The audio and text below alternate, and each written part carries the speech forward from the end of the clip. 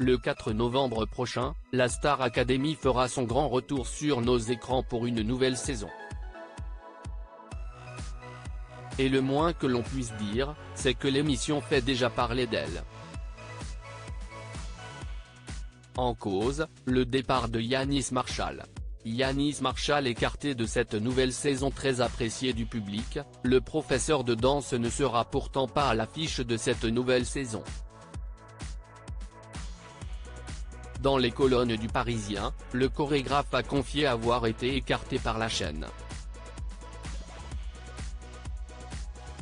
La production et la chaîne ont acté cela fin février. Ce n'est pas une décision de ma part. Pour la communication, on m'a demandé de prétendre avoir des projets personnels, sous prétexte que le public ne comprendrait pas qu'on m'évince, a-t-il révélé. Le chorégraphe a avoué qu'il faisait des crises d'angoisse et qu'il buvait du champagne pour mettre dans l'ambiance, les soirs de prime.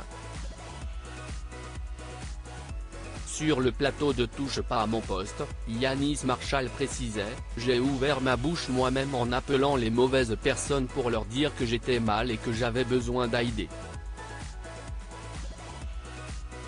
Si est ça, ma grosse erreur.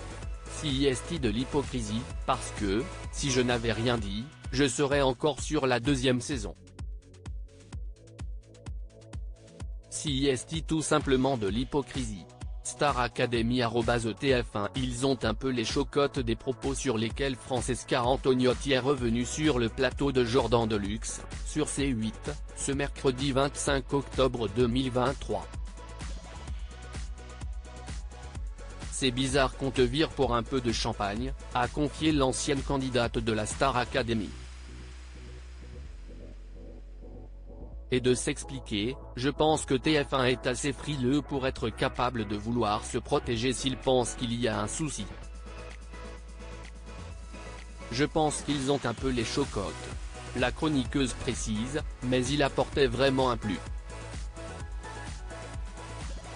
C'était la star du programme.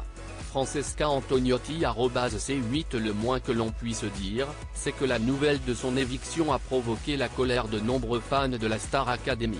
Pas facile donc pour Malika Benjelloun, sa remplaçante, de prendre le relais. Mais Francesca Antoniotti semble être particulièrement optimiste. En effet, la chroniqueuse poursuit, à l'époque, elle était dans un clip de R''N''B. C'est une bouille. Elle est super jolie. C'est une vraie danseuse. Elle était dans un clip, je crois, de Willy Denzey, je la regardais à l'époque.